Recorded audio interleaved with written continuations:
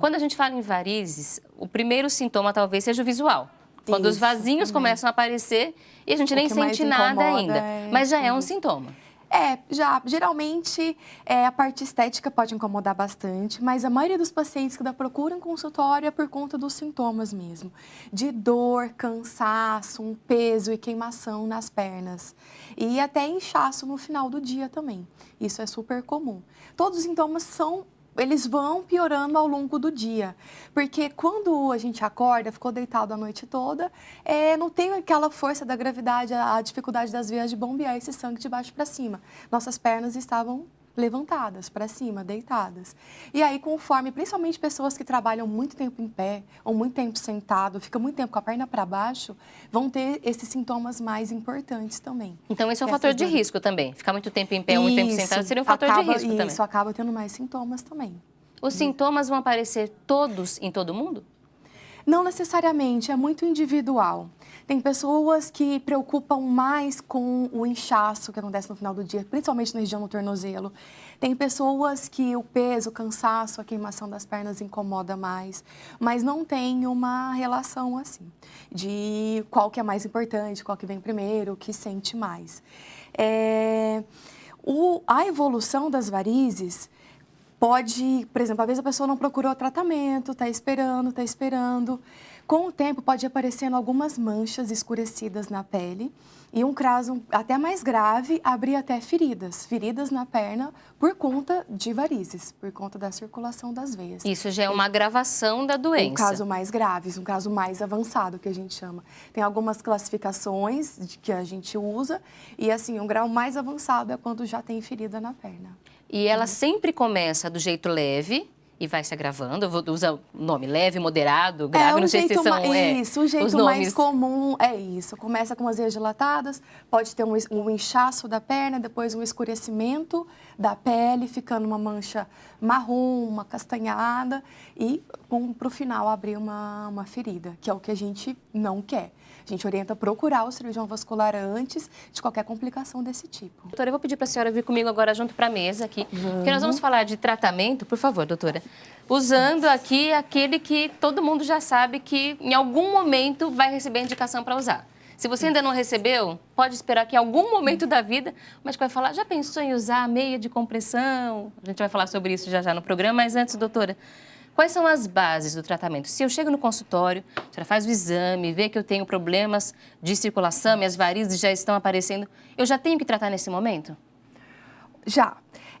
Não necessariamente cirurgia, mas o indicado é já tratar. Igual você mesmo falou, geralmente a gente começa com uma meia elástica. É o mais comum que a gente prescreve. Sempre com orientação médica. O pessoal geralmente reluta bastante em usar meia elástica, só que hoje em dia já evoluiu bastante o tecido das meias, já tem várias cores, trouxe até aqui umas pretas. As mulheres conseguem usar com saia para trabalhar, tudo essa meia não preta. Não tem aqui a ponta da meia, então dá para usar com sandália, porque antes ficava aquela coisa feia, né?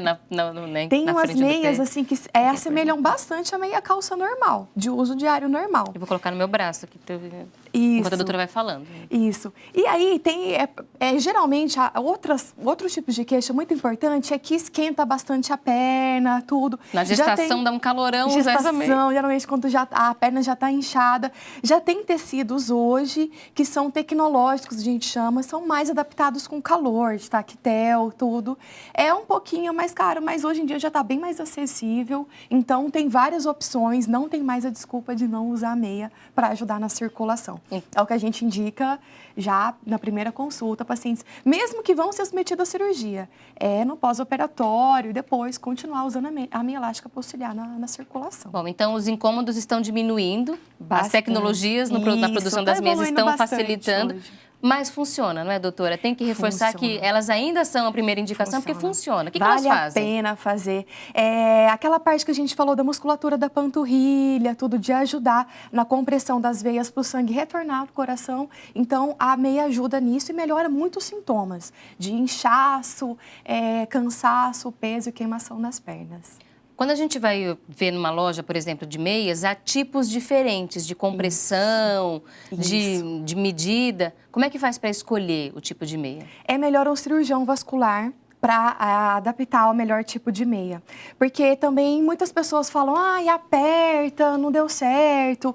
Alguma coisa está errada. A meia você tem que sentir conforto com a meia elástica. Melhora dos sintomas. Se está te incomodando, está errado o tamanho, não mediram certo, a compressão. Então o cirurgião precisa orientar certinho nesse ponto. Não é que as meias de média e alta compressão é só com receita médica que é vendido. Consegue comprar suave compressão, meias de descanso, que a gente chama, meias de dia a dia. Mas média e alta compressão só com receita médica. Que já são consideradas como tratamento médico mesmo. Meias terapêuticas mesmo, para tratamento. E não necessariamente quanto mais apertado, melhor. Não necessariamente. Talvez a suave compressão já resolve o problema de sintomas. As varizes são alterações das nossas veias. Essa já era a próxima pergunta. Varizes são alterações não nas artérias. Isso. Nas veias. Isso, são alterações da parede das válvulas das nossas veias. E essa imagem aqui ajuda a gente a entender melhor o que é esse problema. Isso, por quê? Essa primeira imagem está exemplificando uma veia normal, ou seja, o sangue tem que vir de baixo para cima e ele não pode voltar para chegar no coração e continuar circulando no nosso corpo. Para isso, nossas veias possuem válvulas, que está aqui mais ou menos demonstrada nesse desenho. Ou seja, o sangue passa, essas válvulas fecham, não deixam o sangue voltar, e ele continua circulando para cima. Quando nossas veias estão dilatadas e essas válvulas são insuficientes, o sangue sobe, mas essas válvulas não estão competentes, que a gente chama. O que é isso? Elas não estão funcionando bem.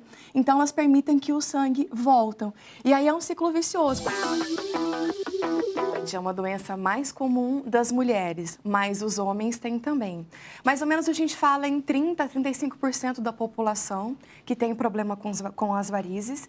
E a porcentagem da mulher maior, mais ou menos 45% das mulheres podem ter varizes e também os 30% de homens também podem ter, ou seja, não é tão incomum nos homens. É que talvez eles contem menos ou procurem ajuda. Talvez preocupe menos, procure ajuda depois, mais tarde, tudo, mas tem também uma incidência nos homens, importante. Sempre que tem uma doença que é mais comum em mulheres, a gente já associa a questão hormonal.